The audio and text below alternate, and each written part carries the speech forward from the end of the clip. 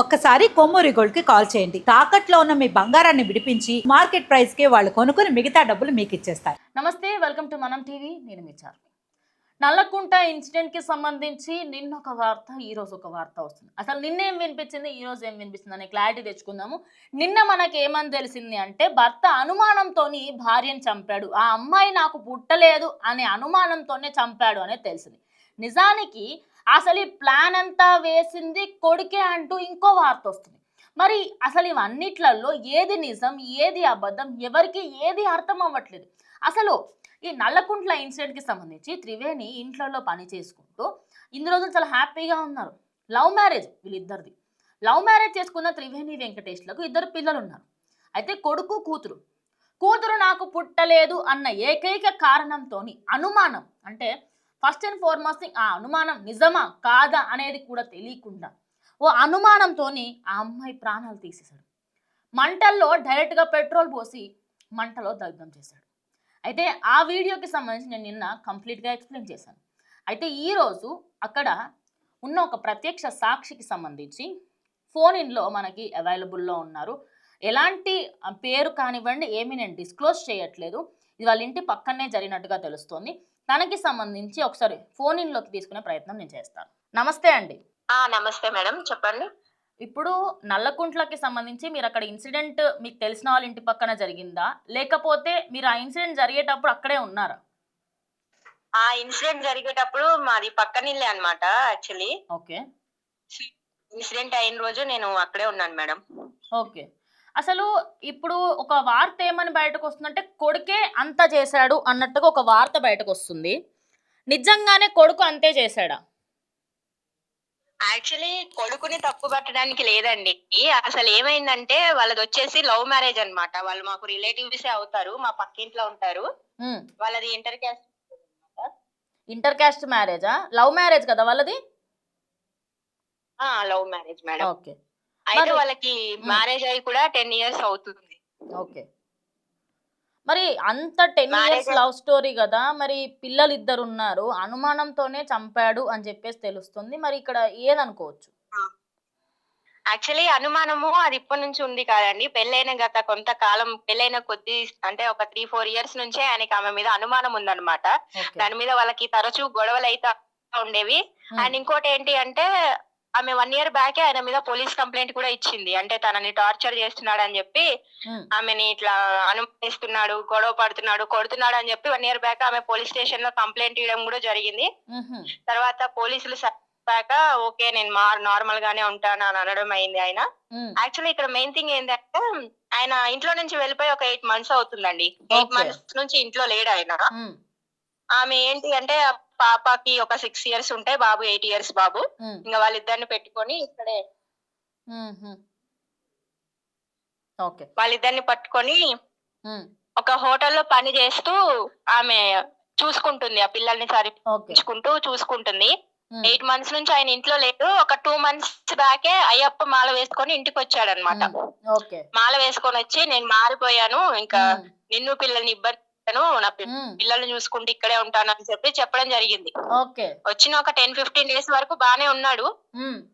మళ్ళీ తర్వాత ఇంకా గొడవలు స్టార్ట్ అయ్యాయి. అసలు ఆయనకి ఇంకా అనుమానం ఎక్కువ అవడానికి రీజన్ ఏంటంటే, ఆమె హోటల్లో పనిచేస్తుందని చెప్పాను కదండి. ఆమె పొద్దున వెళ్తే నైట్ 10-11 అలా వచ్చేదన్నమాట ఇంటికి. దానివల్ల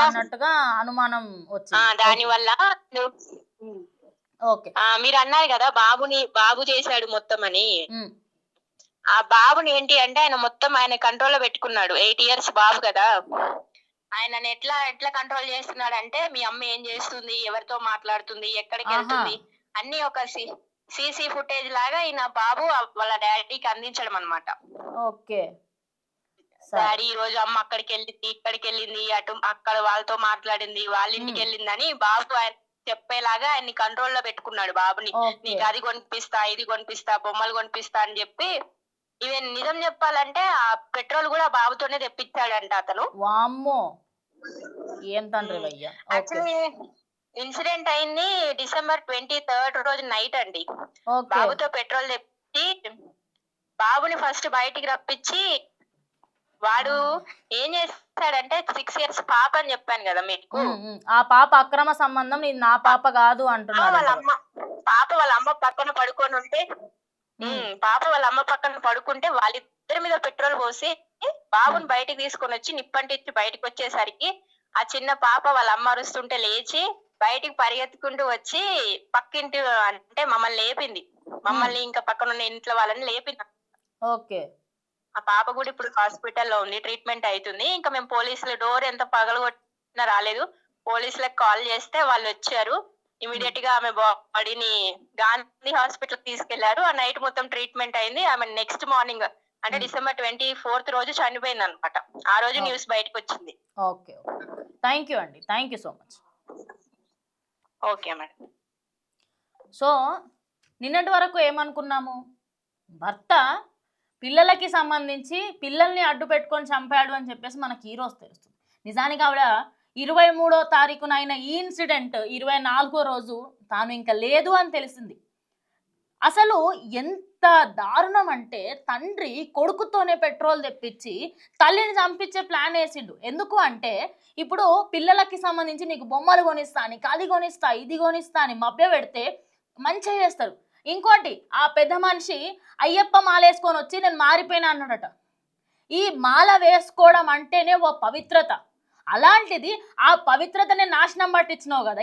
ఏం మనిషివి నాకు అర్థం కాదు. ఇంత దారుణాన్ని కొడగడతారా? ఒక మనిషికి సంబంధించి ఓ చిన్న అనుమానంతో చిన్న చిన్న గొడవలు, 10 సంవత్సరాల ప్రేమ, 10 సంవత్సరాలు అంటే అసలు ఏమనుకుంటున్నావు? ఎప్పుడో 2014లో స్టార్ట్ అయినట్టు, అది 2014 2015లో. ఇంకోటి, నీ పిల్లలకి సంబంధించి కూడా పిల్లలకు నువ్వు నేర్పించాల్సింది ఇదా ఓ తండ్రిగా? మంచి బుద్ధులు నేర్పియండి నాయన అంటే మనకు మంచి చేత కాదాయే, ఇట్లా సంపడాలు నరకడాలు నేర్పిద్దాం. ఇవి కాకుండా ఇంకేం నేర్పేనికి శాతనైతలేదా మీకు? అసలు ఆయన ఏం మనిషి నాకు అర్థమవుతలేదు. ఆ చిన్న పిల్ల పక్కింటోళ్ళని వచ్చి అందరినీ లేపిందట. వీళ్ళు పక్కనే ఉంటారట. ఆ అమ్మాయి చెప్తున్నప్పుడు మీ అందరికి అర్థమైంది కదా, ఆడియో కాల్లో వినండి. అసలు ఎంత దారుణంగా ఉంది ఆ పరిస్థితి. పెట్రోల్ కొడుకుతో అని చెప్పించి మరీ చంపినట. ఏం మనుషులమ్మా నాకు అర్థం కాదు. ఇంత దిగజారిపోతున్నారు ఎందుకు?